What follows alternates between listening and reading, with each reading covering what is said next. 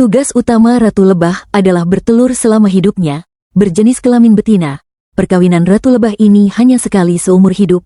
Perkawinan dilakukan dengan cara terbang tinggi di angkasa pada cuaca cerah dan pejantan yang bisa mengejarnya akan dapat mengawini sang ratu lebah. Pejantan itu tidak lama kemudian akan mati karena testisnya lepas dan tertanam pada ovarium ratu lebah. Lebah ratu yang aktif mampu menelurkan kira-kira 2000 butir telur sehari. Makanan ratu merupakan susu lebah, royal jelly. Harapan hidup lebah ratu ialah 3 tahun. Sedangkan tugas lebah pekerja berjenis kelamin betina mengumpulkan serbuk sari dan nektar.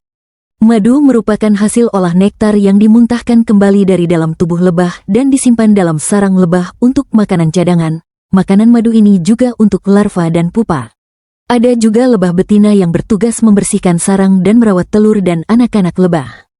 Harapan hidup lebah pekerja ialah 3 bulan atau lebih sedikit.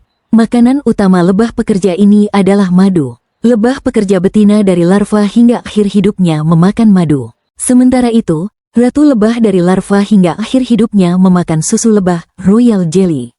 Apabila kesuburan reproduksi telur sudah berkurang atau usia ratu lebah sudah tua, secara naluri lebah pekerja meremajakan koloni baru dan mencari telur-telur yang terbaik. Setelah telur menetas menjadi larva, larva akan diberi makan susu lebah, royal jelly. Dalam satu koloni hanya ada satu ratu lebah. Sarangnya paling besar dan paling menonjol daripada sarang lebah pekerja.